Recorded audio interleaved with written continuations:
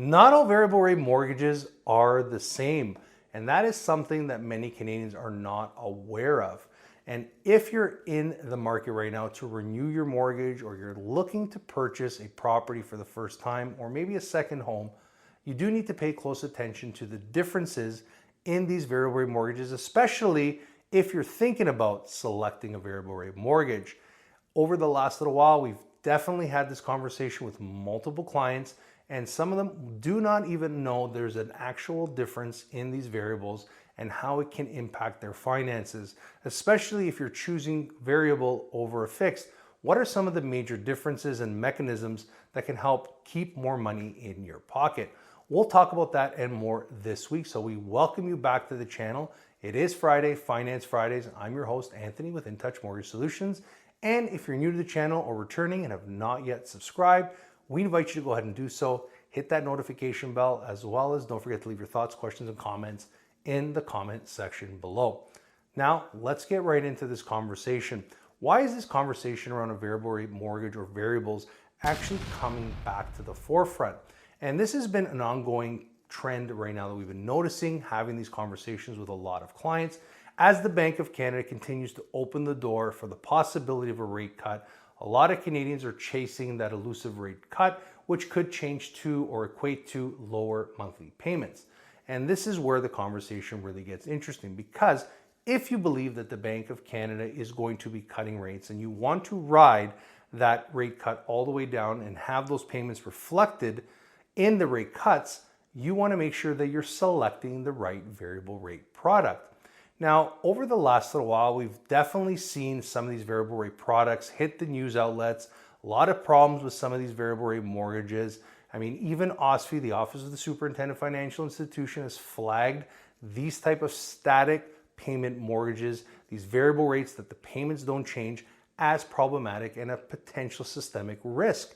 Why is that the case? Now, some will argue that these variable rate mortgages where your payment didn't move may have actually artificially kept Canadians in their homes, allowing them to pay the least amount and not have to reflect the proper payments. But there are consequences in this particular product. Now, what are some of the consequences? We've talked about them on the channel, but very quickly, it's important to point out that when your payment doesn't move and the Bank of Canada increases its payments or its policy rate, well, the money that you're paying, that monthly mortgage payment, well, if it doesn't cover the actual interest component, well, that money doesn't just go away. It doesn't just get washed away. It gets added back to your mortgage.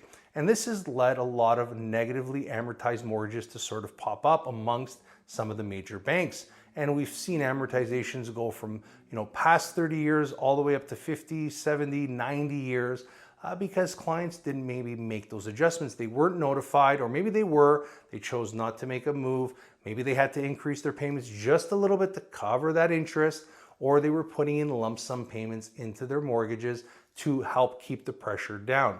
Now, all these mortgages potentially when they renew are going to have to snap back, right? You're going to have to go back into alignment with your originated potential mortgage amortization. So if you have 25 or 30 years, those are the maximum amounts that you can get. You can't have a mortgage on a new originated mortgage that's past 30 years in Canada. Now, there are certain scenarios where the banks are working with their clients if they're finding it financially difficult to make something happen. We saw this in the mortgage charter, as well as some of the other alignments that the government has put in place.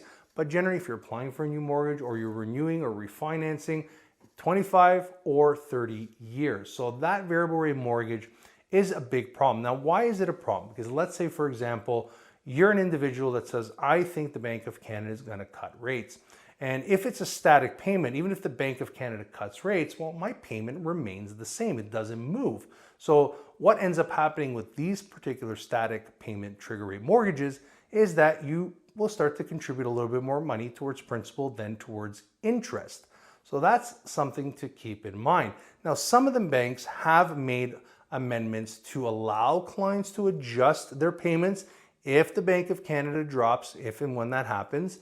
But you have to be in good standings. That amortization has to be in alignment. You would have had to make all the necessary required changes in order for them to allow you to adjust that payment.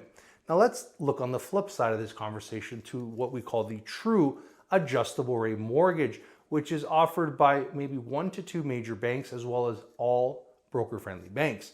These particular products are the ones that are, for some, maybe unpopular at the time when the Bank of Canada was increasing its overnight lending rate and Canadians were feeling the pressures as those payments continued to spike.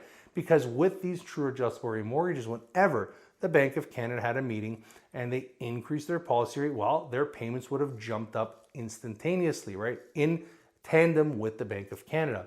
So these particular mortgages, their amortization did not move from the originated amount.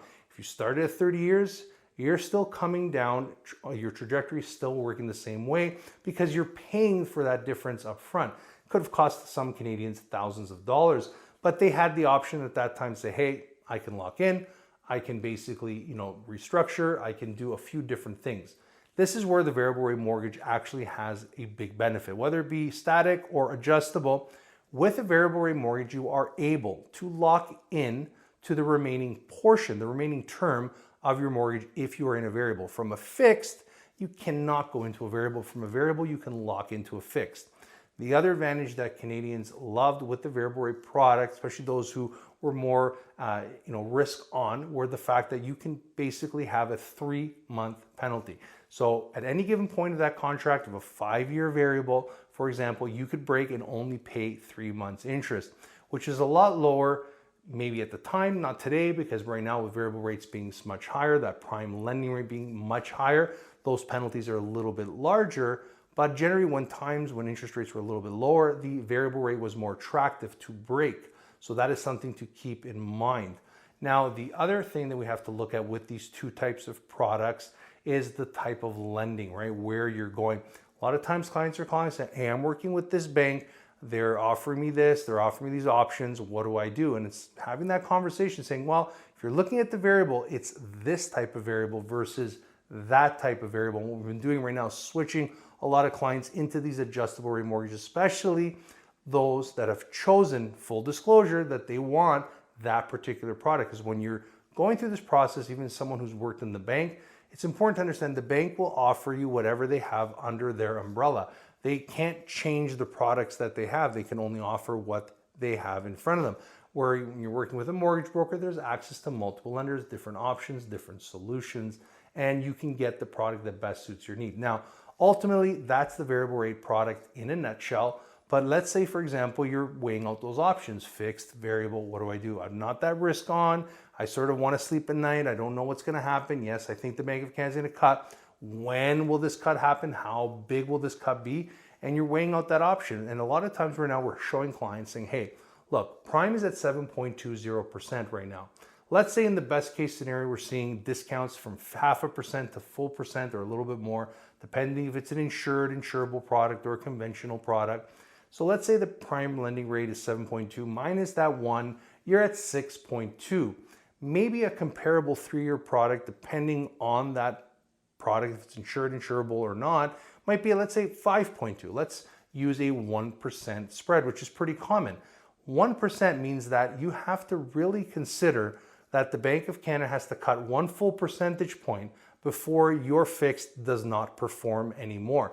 The variable would have taken a little bit longer to get there. So in that time frame, before we see that cut, that full cut to get to that 1% discount to go from 6.2 down to 5.2, for example, may have taken a long time. You're leaving money on the table.